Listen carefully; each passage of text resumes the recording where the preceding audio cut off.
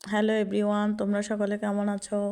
আশা করি অনেক ভালো আছো। আমিও ভালো আছি। আজকে তোমাদেরকে দেখাবো মরিচ গাছ টবে রোপণ করার জন্য আমি মাটি তৈরি করতেছি। দেখো,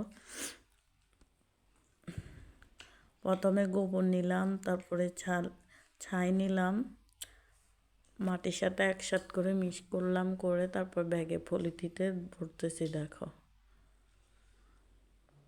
আমি এই পদ্ধতিতে মরিচ গাছ রোপণ করে থাকি। ছাইটা একটু বেশি করে দিতেছি, কারণ পিঁপড়া আক্রমণ করে, গাছের শিকড় কেটে দিতে পারে, তাই ছাইটা একটু বেশি করে দেওয়া ভালো। পলিথিনের মধ্যে মাটিগুলো ভরাট করতেছি।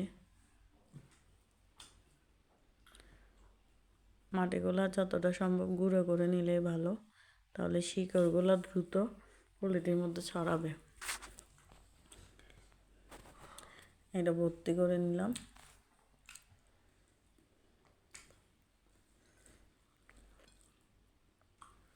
বন্ধুরা, পলিথিন ব্যাগে তোমার ছোট হলে কোনো সমস্যা নাই। এখানে 1 লিটার তেলের বোতলের 1 লিটার পলিথি আছে, ওইগুলোর মধ্যে তুমি এককালীন মরিচ এগুলো রোপণ করতে পারো, কোনো সমস্যা নাই।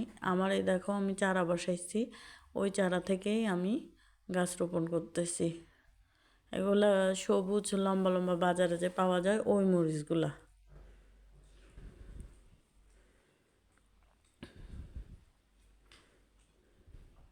এই যে একটু গর্ত করে নিতেছি হাত দিয়ে,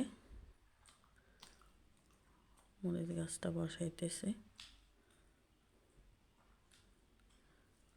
চারাটা বসাই দিলাম, আর একটু মাটি গোবর নিয়ে চারপাশে দিয়ে এটা সোজা করে দিতেছি।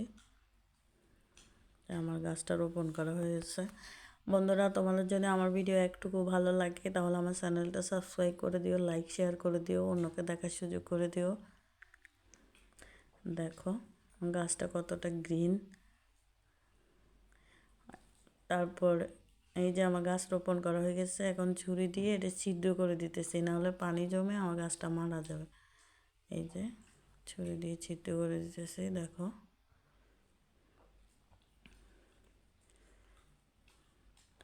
আমার প্রত্যেকটা পুরো ছাদ বাগানে প্রত্যেকটা গাছই আমি ঠিক এই পদ্ধতি রোপণ করছি, তোমাদের দেখানোর জন্য এখন এটা রোপণ করে দেখাইলাম। আমার পুরো ছাদ বাগানে আমার প্রত্যেকটা মরিচ গাছ এইভাবে মাটি তৈরি করে তারপর আমি পলিথিনের মধ্যে ভরে তারপরে এটা রোপণ করছি। দেখো, আরও অনেকগুলো রোপণ করছি। বাই।